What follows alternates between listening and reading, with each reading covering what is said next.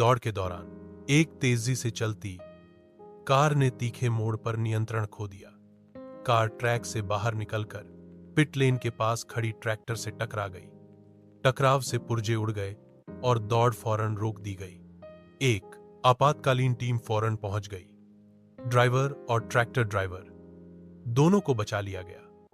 दोनों हल्की चोटों के साथ महफूज थे। हुजूम ने पहले खामोशी फिर सुकून का सांस लिया।